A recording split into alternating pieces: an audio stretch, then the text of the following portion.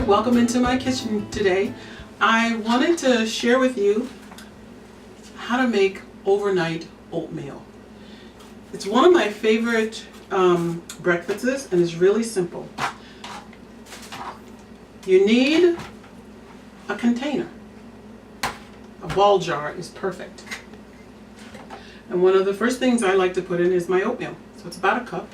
You put that in. Wasted a lot, but you get the idea.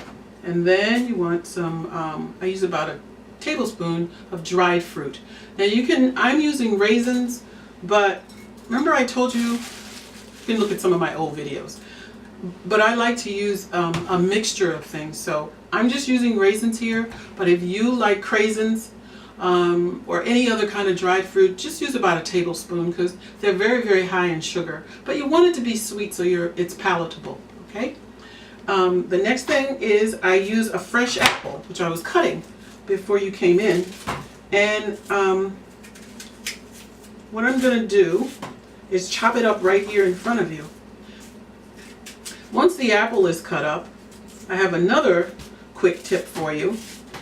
And that's what my show, I really want this time in my kitchen to be, is a time of you learning about good recipes that are healthy, but also about how you can make them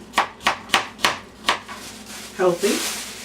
And don't forget your trusty dusty grocery bag, just from your local grocery store. It's like it catches all the junk so that you only have to go to your garbage can once while you're preparing your food. And what I do is I just cut up each one. You make the chunks as big as you like. I like to make my chunks spoon size, so that when I get it out the next day, the oatmeal and everything fits very nicely on the spoon. If that makes any sense. What I'm cutting on is a flexible cutting board. Another thing that I really like a lot. This one you can find at the local like Bed Bath & Beyond, places like that have, and maybe even places like Macy's, I'm not really sure. But just, they're flexible and they're easy. Once you cut up something or you've got whatever food you're preparing, this is how cool it is. So you just fold it up. You can stick it right there. When I got mine, this one is for vegetables, and it has a little broccoli on it. And also it comes in 4, so you can get one that has for fish, for beef and steak, and another one for chicken. Okay? I use this one, you'll probably notice in this video and many others, I use it all the time. It's more cut up than the others because I'm a vegan. The next thing you need is, I like to put my spices in next, and this is just some cinnamon. And I like cinnamon, but use about half a teaspoon. If you're not really crazy about cinnamon, you could use a little bit less. Maybe a quarter of a teaspoon, but just sprinkle that in. And then I like also nutmeg. You don't need much nutmeg. Have you ever seen a real nutmeg? I started using these a few years ago, and it's amazing. You can get the ground nutmeg and it'll be perfectly fine. You can use about maybe 1/8 of a teaspoon and just sift it in.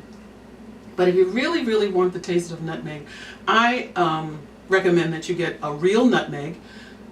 Usually at any grocery store where you can find nutmeg ground, you can probably find whole nutmegs. And this is what it looks like. You get a nutmeg grater. And I usually do about 6 or 8. And then tap it off. And then it has a very trusty little container right there to hold your nutmeg so that you don't have to worry about putting it on the shelf or putting it back in a bottle. Really, really nice. Okay, so that goes over here. And then the last thing is your liquid. Now you need about a cup of liquid because it's about a cup of however much you use in your oatmeal. Use about 1/4 of a cup more because it's going to absorb overnight. So I put about 1/4 of a cup of water in.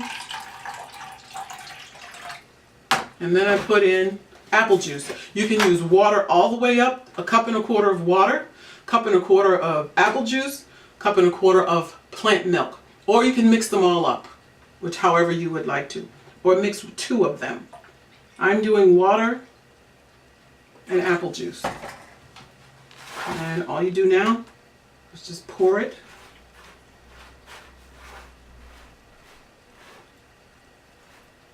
Just make sure you get it. It'll come up over, oops, over everything. And there it is. It's all done. That's your overnight oatmeal. And the next thing you do is you put it in your refrigerator overnight before you go to bed.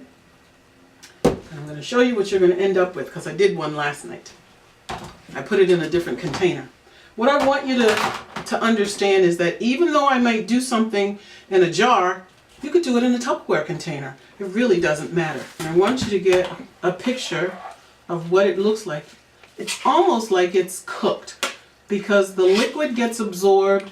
I put cranberries, a mixture of cranberries and raisins in this.